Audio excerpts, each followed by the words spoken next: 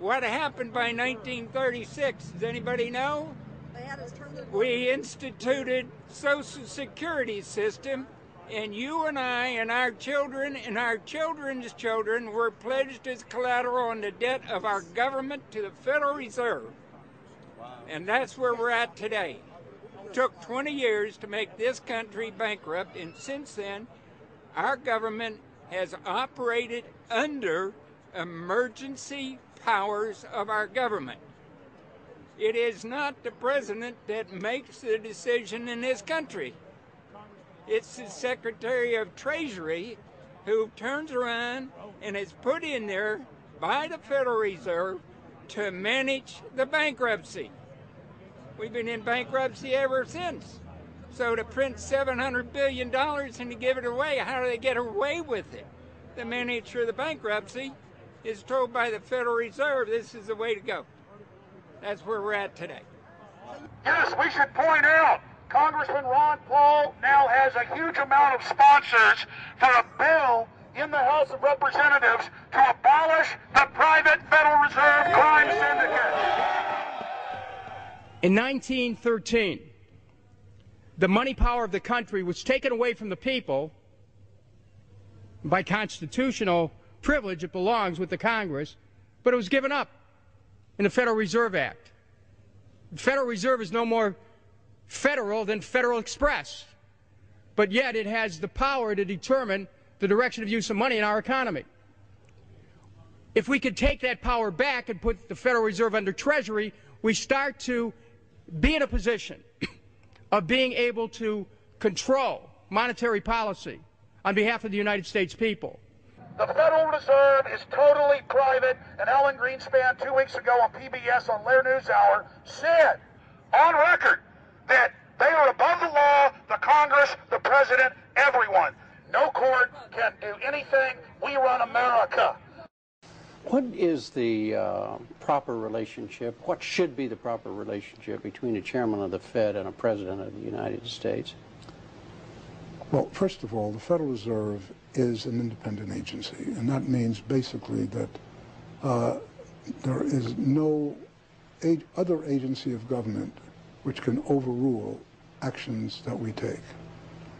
So long as that is in place and there is no evidence that the administration or the Congress or anybody else is requesting that we do things other than what we think is the appropriate thing, then what the relationships are don't frankly matter. Notice what Greenspan is saying. Greenspan is saying the Federal Reserve is beyond the law. And in reality, they are in practice beyond the law. Nobody, as far as I know, has ever audited the Federal Reserve. One of the first things we ought to do when we nationalize the Fed is go in there and find out the audit. Who stole money? Who engaged in corruption? There's a whole series of people going back to Volcker, to Greenspan, to Bernanke, and so forth. Think of the arrogance of a private group of banks that have bankrupted the nation by design so they can repo the country.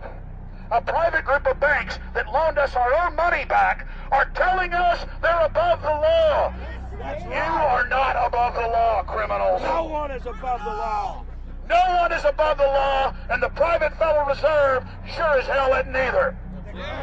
Since the founding of the Federal Reserve back under Woodrow Wilson, the Federal Reserve has struck out 3 times. They didn't stop the crash of 1929. They didn't stop the banking panic of 1932, 1933. And now they are the cause of the derivatives crisis because they're the ones who inflicted derivatives on the world with Alan Greenspan.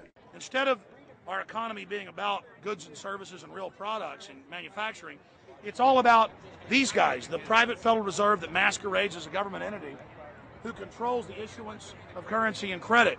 They're the ones that have cut off the liquidity in the market. They told us have a debt-based economy. Then they cut it off once they get us under their thumb and implode the economy so they can consolidate it. And that's what they're doing right now. I mean, it's in their own documents. It's in their own statements. They claim, give us unlimited power, give us trillions of dollars with the Baker bailout bill that's already $5 trillion, not $850 billion as they say. And we'll get the economy going, but they're hoarding the money and buying up other banks that aren't part of the Federal Reserve, buying up insurance companies, buying up roads, infrastructures, media empires, defense contractors. What the banks do is they implode an economy by cutting off credit. And then once things really fall to a low, and they know the low because then they buy everything up and start then putting more money back into the economy, and then they build it back up. So they build us up and then shear us, build us up and shear us. And they're getting ready. All over the world, they're always shearing some country, imploding it. Comes out in their own IMF and World Bank documents. That's just the foreign arm of the same cartel. And these are the people who claim to be the saviors of the economy, the people who have created every important crisis in the past 100 years, the Federal Reserve. So it's illegal, it's unconstitutional, and it's a failure. And I think the failure is what everybody can see right now. Yeah, what they do is they make you think Clinton's evil in running things. Then, oh, Bush will save us. And then, oh, Bush was evil. Now we'll be saved by Barack Obama, but he's just a puppet. But as we get deeper into this phase, when they implode the economy, they have all the money and all the control. But they also like to pose as the savior. So Obama is meant to be the savior during the Depression, and he'll save us with a 1 million person, he said, is bigger than our military, domestic spy force, a 3 million person environmental spy force. So giving people these jobs to be government bureaucrats and spies to go out and manage the other 290-something million Americans. And so this is classical fascism. The communists also do it. Any vertically integrated command and control authoritarian system does this. So they're openly following what the same group of banks did in Germany, Russia. It's in the Communist Manifesto to have a private central bank, because the private central bankers actually wrote the ideas that they had Marx and Engels put out. People go, well, why would the banks want communism? It doesn't exist. They rape us, they consolidate us, they put us into work brigades, they make us slaves, and they say it's a people's paradise. Look at it, boy, you're really doing good. And then they transfer all the wealth of the nation offshore. The globalists are outside all the nations. That gives them safety, and they play countries off against each other. And so that's what we're facing and dealing with. And so they're bringing in classical, hardcore tyranny in the U.S., but we have the internet. We've grown our numbers. The alternative media has exploded. That's why they're trying to move in to shut down and regulate and tax the web, but it's too late for them. They're playing in the 19th century, 20th century rules. It's 21st century, the century of resistance to tyranny. And so it's going to be one hell of a fight with the people and free humanity on one side and the New World Order on the other. And every one of you out there counts, needs to be involved in this fight like nothing you've been involved with before, because this is life and death. Everything depends on exposing these people. Everything depends on showing the people that this is the New World Order, this is the criminals. We're dealing with the king rats here, the people that are carrying out tyranny worldwide. And either they fall or we fall. Either worldwide darkness and a new age of tyranny and oppression and with a scientific overlay, or a new age of liberty and freedom and a new renaissance. The choice is the people's out there. Okay, we can tell you what's going on. You can check it out for yourself and find out it's true. But don't wait. Investigate now. Get involved now. Go out there and reach out now. We don't have time. If you're looking for the solution, look in the mirror.